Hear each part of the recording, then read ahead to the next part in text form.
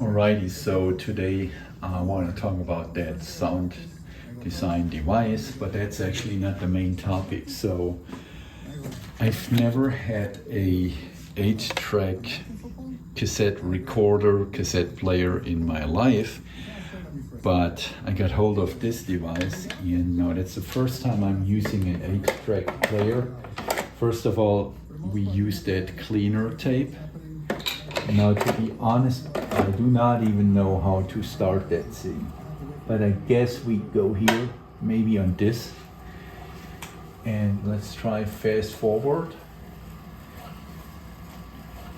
So you hear something spinning, so it appears at least the belts are working. So we should be fine here. Pause, eject. Oh, that's manual. Let's just see how we get that out. I actually thought you could kind of eject it here. You see it kind of pulls itself out. Perfect. That's actually how the clean tape looks. And now let's see if I got hold of one 8-track cassette or cartridge. So it kind of plays classical music. And I'm actually wondering how we can even start that.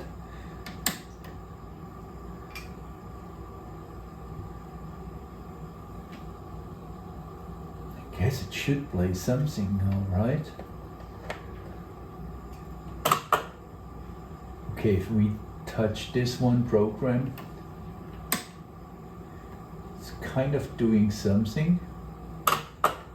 And you hear we should actually hear something here. Maybe if we switch to tape. Oh, okay, I did it wrong.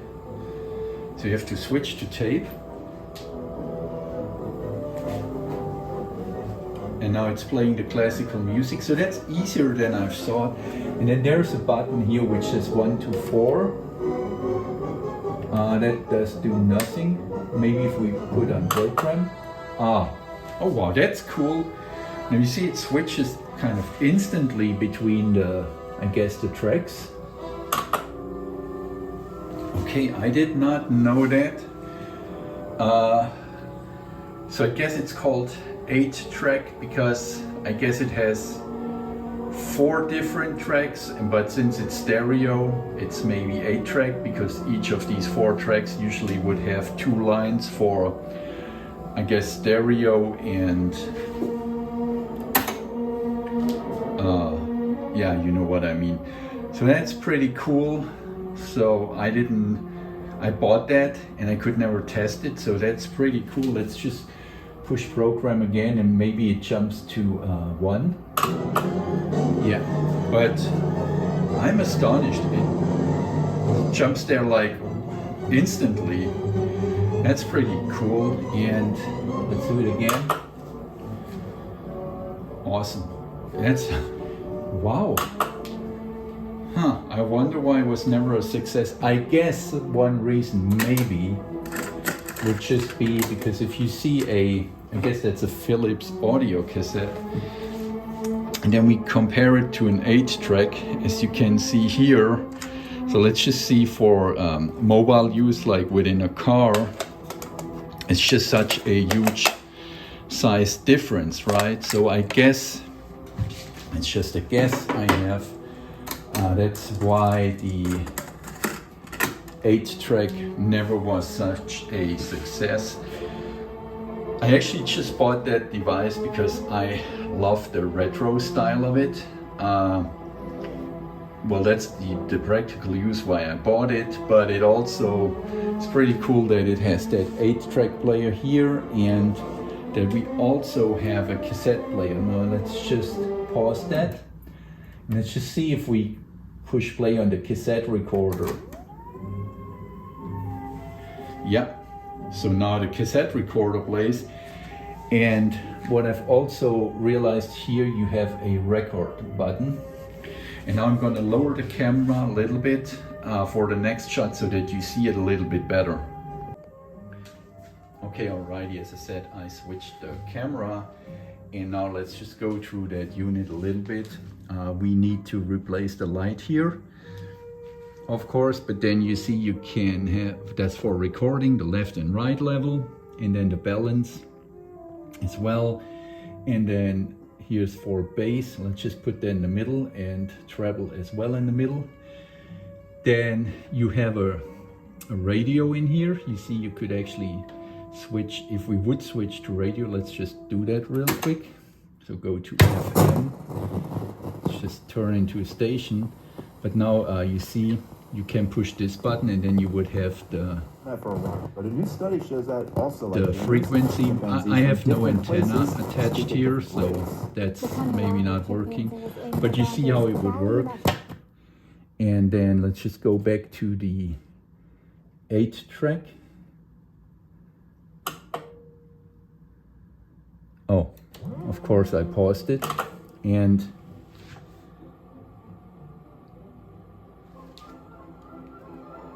it appears that this track is not so good.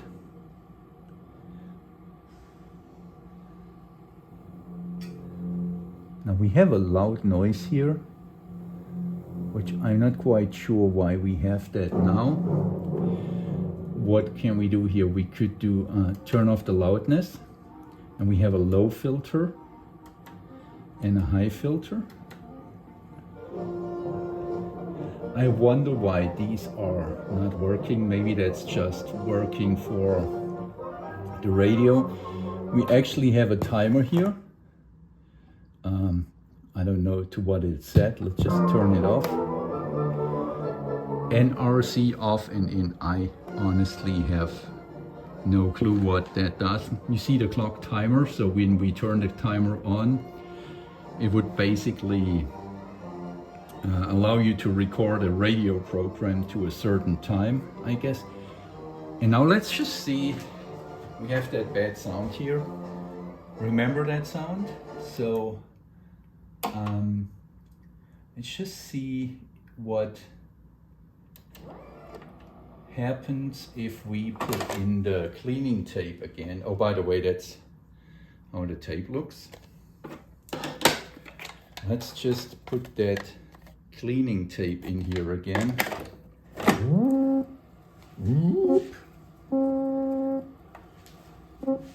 Okay, let's lower the volume. Frankly, I do not know if it's supposed to make that sound or not. And I'm not sure what happens if we switch the track. I'm pretty sure it does not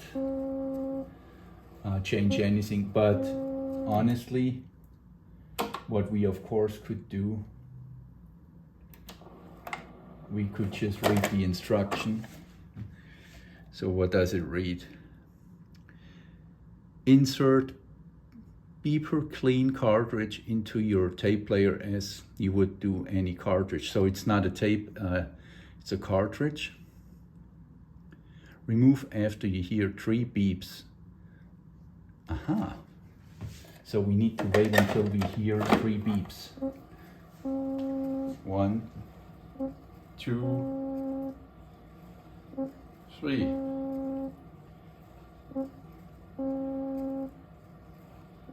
Now I'm not sure, maybe it has to be like 3 beeps in a row. Let's just check that.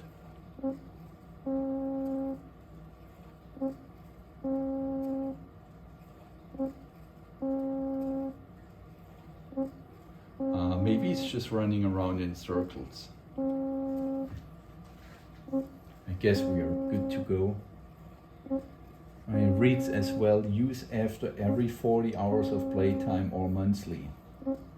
Do not exceed recommend usage. So, well then, we might just take it out. Doesn't look dirty. I'm not sure if it's cleaning or brushing or demagnetizing. I have no clue. And let's just see if we hear something here.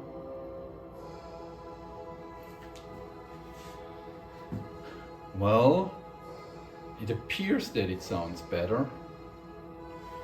I am not sure, to be honest.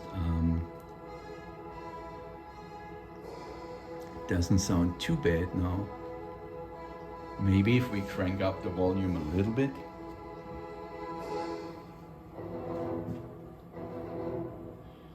So that tape must be pretty old, and it still has kind of a good quality. Unfortunately, on the tape itself, it does not read when it was produced. I could only assume that it's maybe produced somewhere late 70s, maybe early 80s. And then I guess it was just sitting around somewhere.